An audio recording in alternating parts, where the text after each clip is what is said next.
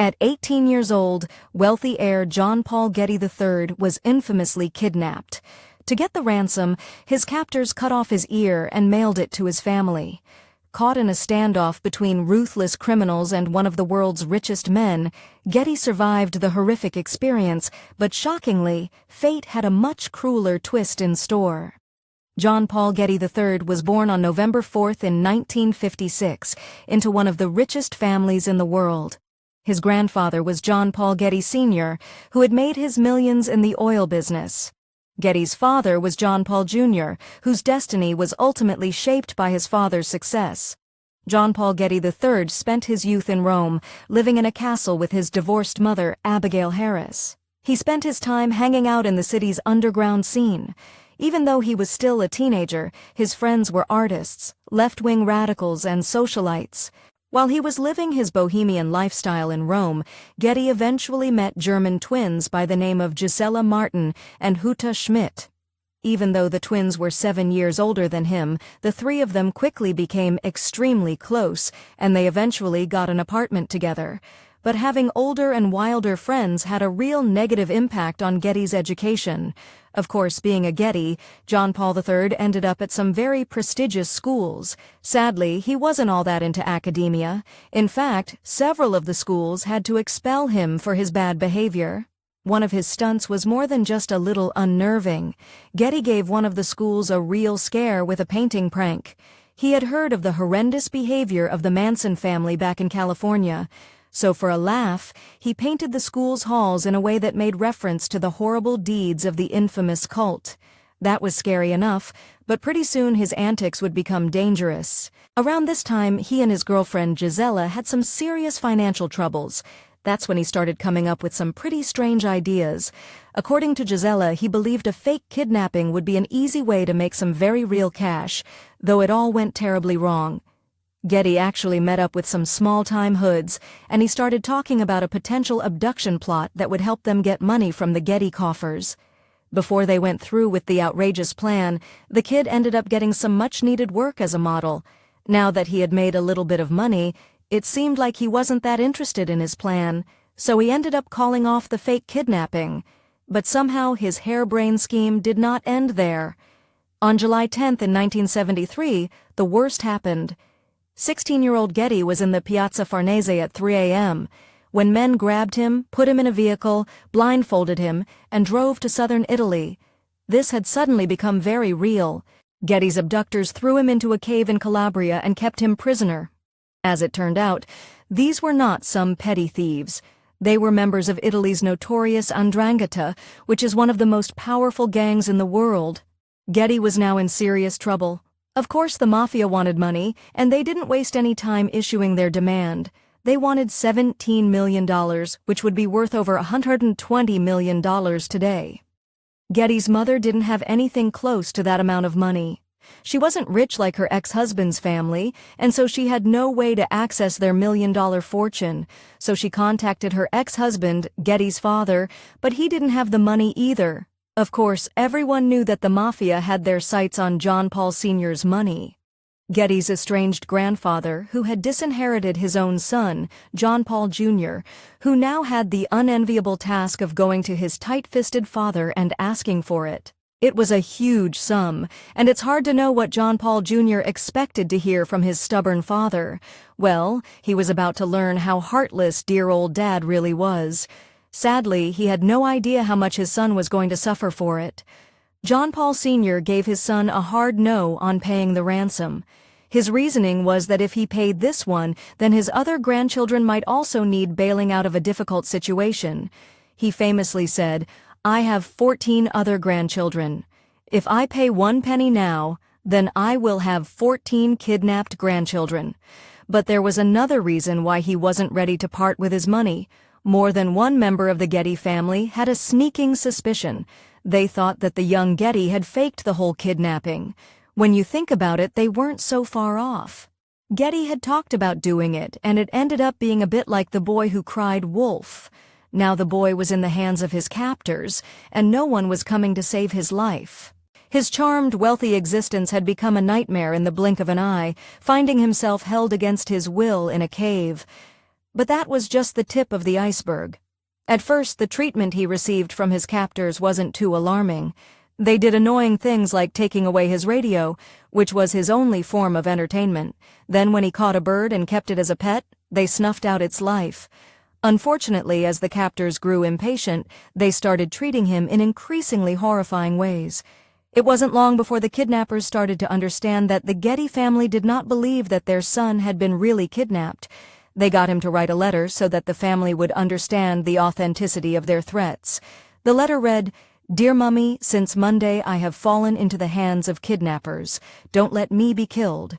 Unfortunately, things are about to get even more deranged. At some point, Getty's captors started playing a tormenting game, a Russian roulette, on Getty's head. Of course, this distressed him on a deep psychological level. On top of this, he was also beaten relentlessly. But while the boy was suffering, there was still no word from his grandfather about paying the ransom. Also, his captors decided to take things to the next level. Amping up the horror, the kidnappers sent out another demand. But this time with one chilling addition, something that would get his family's attention in the worst way possible. About 4 months after Getty first went missing, an Italian newspaper received a letter through the mail. In the envelope, there were 3 things: a written message, a lock of hair, and a human ear. It soon became apparent that the hair and the ear belonged to Getty. The enclosed message was equally shocking. In the letter, the Mafia assured everyone that the hair and ear were Getty's. They wrote, "This is Paul's ear. If we don't get some money within 10 days, then the other ear will arrive. In other words, he will arrive in little bits." The strange thing was that they had reduced the amount owing drastically. They were now after only $3.2 million, down from the $17 million they had asked for previously. If John Paul Sr. was heartlessly trying to wriggle down the price, he was winning. Meanwhile, back in the cave, Getty was in really rough shape. Obviously, he had a wound where they had removed his ear. But when the injury got infected, the situation got even dicier. And to make things worse, he also came down with pneumonia. With Getty's health spiraling out of control, his captors needed to get their hands on some penicillin to keep him alive. But even this went awry. Treating Getty turned out to be a major headache for his captors. Unfortunately, giving him such high doses of penicillin had a negative effect, and he developed an allergy to the medicine. Their solution to this problem was even worse. When the penicillin stopped working, Getty's captors started treating him with large amounts of booze. They thought this would help with the pain and maybe keep him warm, but it only caused him to become extremely dependent on it. Getty really needed his grandfather to pay the lower ransom. It was his only hope at surviving. John Paul Sr. still wasn't willing to fork out what they needed to pay for the ransom, but he did make Getty's dad an offer. He finally coughed up $2.2 million, which turned out to be the highest amount that he could use as a tax deduction. He then gave the remaining money as a loan, one that his son would have to repay at 4% interest, which tells you everything about what kind of man this was. Getty's father finally had the money. He was relieved. Now he just had to save his son. The payment of the ransom went off without a hitch. Authorities found Getty at a gas station on December 15, 1973. He'd been in captivity for more than 5 months, and he was now a year older. Obviously, he was in terrible shape, both physically and mentally. He also had to face his family, the same ones who had let him languish in captivity before they finally paid his ransom. It was going to be very awkward. Likely at some point, the young man eventually found out that his grandfather refused to pay the initial ransom, allowing him to remain in anguish for months. Still, in the end, John Paul Getty Sr. had come through in his own stingy way. Getty's mother insisted that he call up his grandfather to say thank you. As if adding insult to injury, John Paul Getty Sr. refused to pick up the phone. After everything the boy had went through, it was now crystal clear that his family allowed him to suffer while they haggled over money. That cruel realization would go on to shape the rest of his life. Getty may have won his freedom, but his suffering didn't end there. On the bright side, he still had his friends, the twins. Before the kidnapping, the relationship between Getty and Gisela had gotten more intense, and after the kidnapping, they built on this romantic foundation, eventually getting married in 1974. He was just 18 years old when he and Gisela had their own child. After all, Gisela had been 5 months pregnant at the time that they said "I do." They then had a son they called Baltazar. It seemed possible that Getty could put the trauma of his kidnapping behind him and have a normal life with his wife and child. But that all depended on one thing. He had to get over the psychological scars, and they were deep. On the surface, he tried his best to return to some semblance of normalcy. In 1981, he appeared in the dark comedy The Territory. This seemed like a strange choice for his recovery. The film is about a group of lost campers who resort to cannibalism, which might sound a little too close to the ordeal in the cave. Well, I guess he knew what he was doing because his next film was an equally strange choice. The experimental filmmaker Wim Wenders borrowed the entire cast and crew from The Territory to make his film The State of Things. The film had an eerie reference to owing money to the Mafia, which of course mirrored Getty's own life. As it turned out, Getty wasn't coping all that well with his psychological scars. He and Gisela moved to New York City, where they became involved with the art crowd surrounding Andy Warhol. At this point, the young man had started constantly drinking and getting high. He was in no condition to be a husband or a father, and worst of all, he was in jeopardy of losing his family. Reportedly, Gisela grew weary of Getty's lifestyle, and sources say she packed up the kids and moved to San Francisco, where she started working for a theater company. Getty was left to his own devices back in New York, and that's when his life went completely off the rails. With his wife and children gone, he continued on his downward spiral. He simply couldn't face the reality that came with sobriety. The reality was that he was still deeply traumatized from all those months he spent chained up in a cave at the mercy of his criminal captors. It was all too much for him to cope with, and it culminated in a disaster in 1981, when Getty's addictions took him to a very bad place. He mixed some dangerous substances and ended up having both a stroke and liver failure. While these two things sound treatable, together they resulted in something much, much worse. This chilling medical incident changed John Paul Getty III's life forever. He would never be the same. Not only did Getty lose his ability to speak, but his eyesight was also disastrously affected. He became partially blind. At just 25 years old, he was now a quadriplegic. I would need to use a wheelchair for the rest of his life. And his troubles didn't end there. Under his catastrophic medical event, it would be reasonable to think that his wife would return to help her husband recover, but in truth, they had already separated beforehand. Though they remained amicable, she wound up moving to Germany and found a home in Munich. Of course, you might expect someone from the Getty clan to step up, but this didn't happen either. The only one willing to lend a helping hand was Getty's mother. But there was one big problem.